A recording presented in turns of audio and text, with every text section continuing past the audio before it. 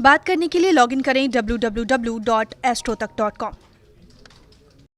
देखिए, ऐसा हम मानते हैं और ऐसा माना जाता है कि पितृपक्ष जब होता है आश्विन महीने का कृष्ण पक्ष, तो हमारे जो पूर्वज हैं, हमारे जो पितृ हैं, वो धरती पर आकर के हमें आशीर्वाद देते हैं। ये पितृ पशु पक्षियों के माध्यम से हमारे निकट आते हैं, पशु पक्षियों के माध्यम से ये हमारे पास आ जाते हैं। जिन जीवों और पशु पक्षियों के माध्यम से हमारे पितृ आहार ग्रहण करते हैं और हमें आशीर्वाद देते हैं, वो हैं गाय, कुत्ता, कौवा और चींटी।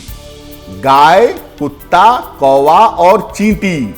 श्राद्ध जब हम करते हैं अपने पूर्वजों का, अपने पितरों का, तो इनके लिए भी आहार का, भोजन का एक अंश निकाला जाता है, तभी जाकर के श्राद्ध का कार्य पूर्ण होता है। श्राद्ध करते समय पितरों को अर्पित करने वाले भोजन के 5 अंश मुख्यतः निकाले जाते हैं। गाय के लिए, कुत्ते के लिए, चींटी के लिए, कौवे के लिए और देवताओं के लिए।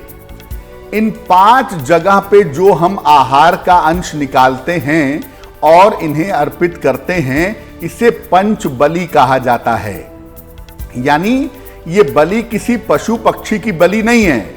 पितृपक्ष में पंच बलि का मतलब होता है कि 5 तरह से हम भोजन अर्पित करते हैं। दुनिया के 5 उन लोगों को, उन तत्वों को, उन जीवों को जिनके संपर्क में आने से हमें हमारे पूर्वजों का आशीर्वाद प्राप्त होता है। देखिए, बलि का मतलब ये नहीं है कि किसी हम पशु पक्षी को मारेंगे उसकी बलि देंगे। पंच बलि का मतलब जिन 5 लोगों को आपको आहार देना है, जिन 5 लोगों को आपको भोजन का अंश देना है, जिनके माध्यम से आपके पितृ भोजन ग्रहण करेंगे, उसको हम पंचबली कहते हैं। पंचबली का मतलब मारने काटने से बिल्कुल भी नहीं है। कैसे देंगे?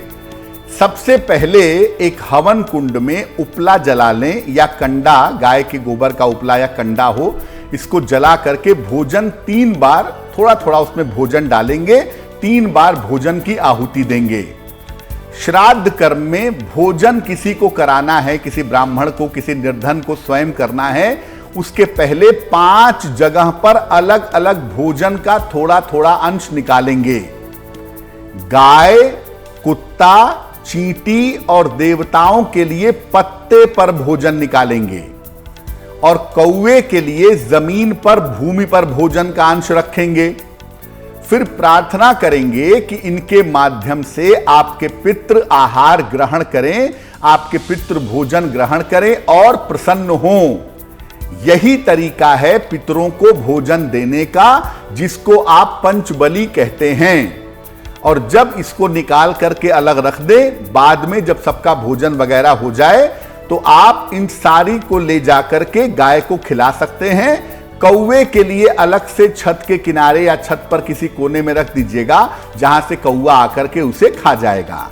बाकी देवताओं के लिए, चींटी के लिए, गाय के लिए जो आपने निकाला है, ये सब ले जाकर के आप गाय को खिला सकते हैं। कुत्ते को उसका हिस्सा खिला दीजिए, कौवे के लिए छत के किसी कोने में रख दीजिए। तो इनके माध्यम से आपके पूर्वज, आपके पितृ आहार ग्रहण करेंगे और आपको निश्चित रूप से आशीर्वाद देंगे। लेकिन जैसा मैंने पहले भी कहा कि पितृपक्ष में जो भोजन आप बनाते हैं और जो आहार आप लोगों को खिलाते हैं, ब्राह्मण को खिलाते हैं, निर्धन व्यक्ति को खिलाते हैं, उसमें प्याज, लहसुन इत्यादि नहीं होना चाहिए। वो भोजन बिल्कुल पवित्र, बिल्कुल सात्विक होना चाहिए, क्योंकि पितृपक्ष एक सात्विक और पवित्र कार्य है। इस समय श्राद्ध को करने में सात्विकता बनानी चाहिए। हमने आपको 5 तरह के जीवों की बात बताई है, जिसमें 4 जीव हैं, 1 देवता हैं, कुल मिला के 5 चीजें हैं, 5 तत्व हैं। अब इन 5 का ही चुनाव क्यों किया गया? जिसके माध्यम से पितृ प्रसन्न हों, अपना आहार ग्रहण करें, हमें आशीर्वाद दें, ऐसा क्यों किया गया? देखिए, कुत्ता जो है वो जल तत्व का प्रतीक है, वाटर एलिमेंट का प्रतीक है। चींटी अग्नि तत्व का प्रतीक है। कौवा वायु तत्व का प्रतीक है। गाय पृथ्वी तत्व की प्रतीक है और देवता आकाश तत्व के प्रतीक माने जाते हैं। इस तरीके से इन पांचों को आहार दे करके हम पांचों तत्वों के प्रति आभार व्यक्त करते हैं, क्योंकि हमारा शरीर बनता है इन पांच तत्वों से, और जब शरीर छूटता है हम सूक्ष्म लोक में जाते हैं तो हमारे पांचों तत्व अपनी अपनी जगह पर जाकर के मिल जाते हैं। तो हम इन पांचों को आहार दे करके पांचों तत्वों के प्रति अपना आभार व्यक्त करते हैं।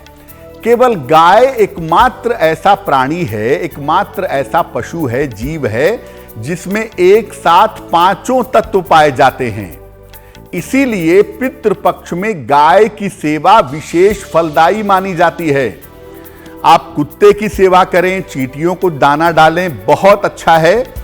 आप कौवे को खिलाएं, बहुत ही सुंदर है। लेकिन अगर आप पितृपक्ष में गाय की सेवा करते हैं, गाय को चारा खिलाते हैं, गाय को अनाज खिलाते हैं, भूसा खिलाते हैं, तो गाय की सेवा करते हैं अगर, तो इसके विशेष फायदे होते हैं।